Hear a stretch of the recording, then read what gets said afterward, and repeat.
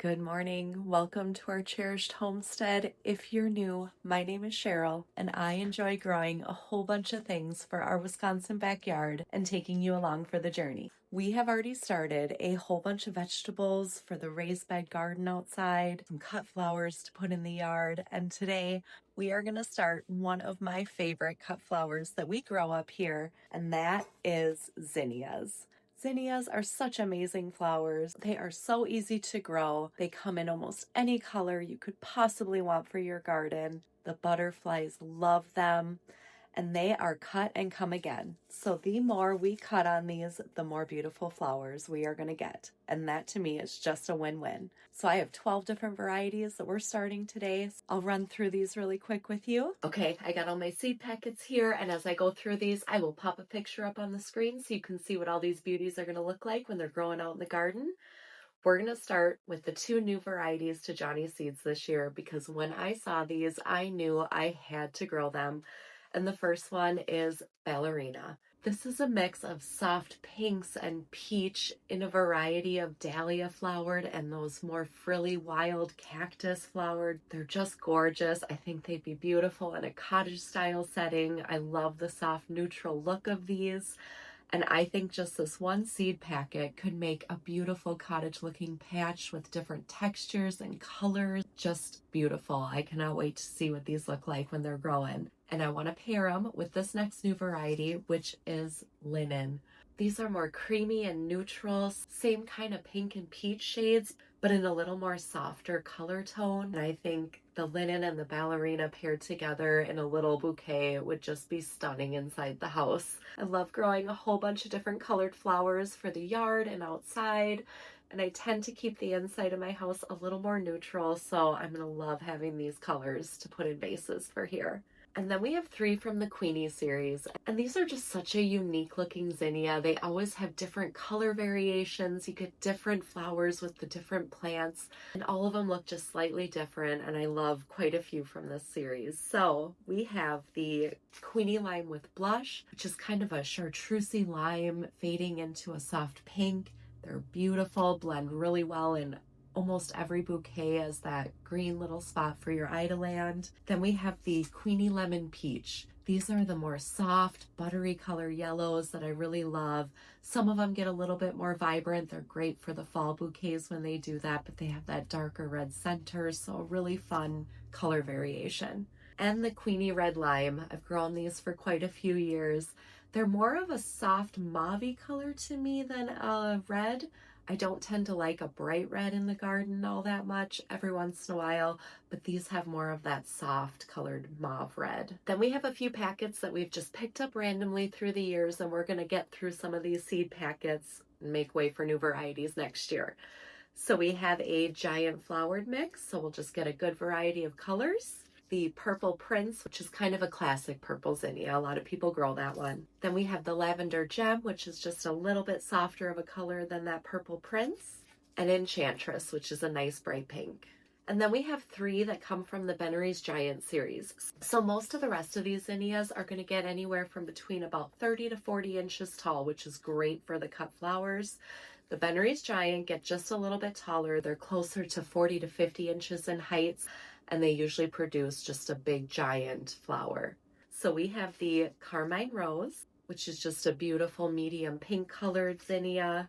We also have the Bennery's Giant Deep Red, just to give us a little bit for fall colored bouquets. Love these with sunflowers and rudbeckia, other things for flower bouquets for fall. And then we have the Bennery's Giant Wine, which I just love this kind of blend between that purple, pink, deep color. The Giant Wine is one of my favorites. All right, so let's head down to the grow room and we'll get some seed trays all prepped and ready to go and start planting these seeds up. So I was down in the basement and I got both of our seed trays filled up that we were going to start today. And I just thought it is too beautiful of a day out to be in the dark basement starting these seeds. So I thought, let's come outside, get these started out here where it's nice and bright and sunny and we can just kind of enjoy the day together out here. So I'll show you my layout here since I have 2 72 count trays. That would be 144 cells. We have 12 varieties. 12 times 12 is 144. So we're going to start 12 of each variety. Make it easy on us. So I actually brought out just a little bit of extra seed starting mix that I had pre-moistened downstairs because these will all go a 1/4 inch deep. So I'm just going to put 1 or 2 in each cell, and then I'll just sprinkle about a 1/4 inch of soil over the top, push them in, and then we'll bring them downstairs and put them under the grow lights. You get to enjoy a little time outside in the spring. I'm going to try to get a little view of this, but I have a mama robin who made a nest. I think she's got eggs in there because she's been sitting. She's been sitting on that nest for a while. So most of these, I'll find a spot along the south side of our house for, as well as in that back border. So most of you guys know we're revamping that back border of our yard. And I do want to get a perennial border in there eventually. But that's going to take a few years to budget for trees and other things that we want back there.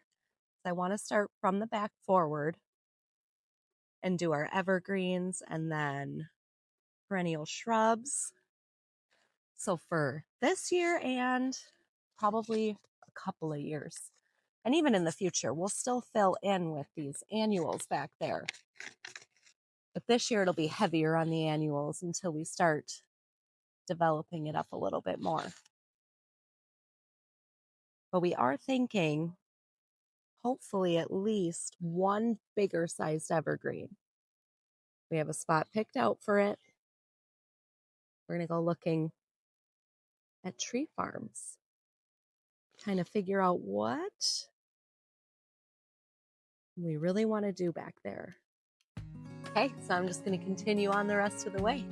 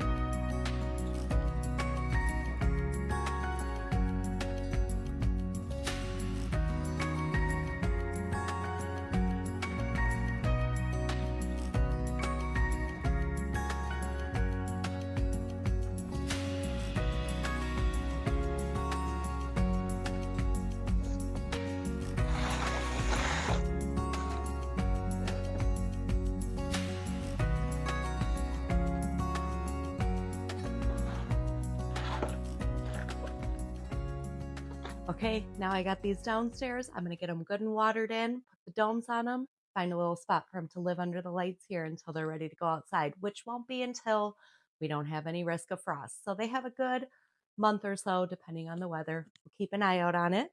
Typically for us, though, mid to late May for these.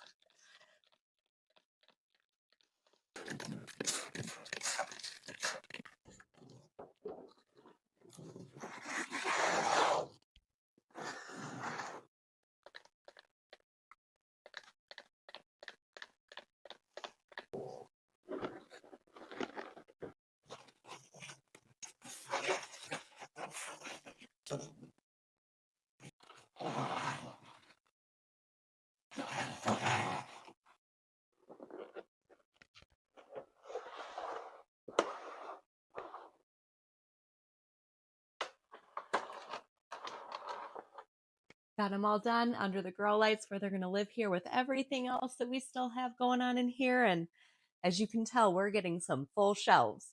But some of this stuff's going to be hardening off soon. I'm actually going to take our cauliflower, broccoli, and Brussels sprouts to the outside to get them hardening off because we'll be planting these up in just a few days once they're all hardened off. Don't forget to subscribe for more garden fun because we have a ton of things that we're going to be getting outside very soon. And if you want to watch any more seed starting videos where we started any of the rest of these seeds, I'll pop them here for you to enjoy. I hope you guys are having a great day, and we'll see you in the next one.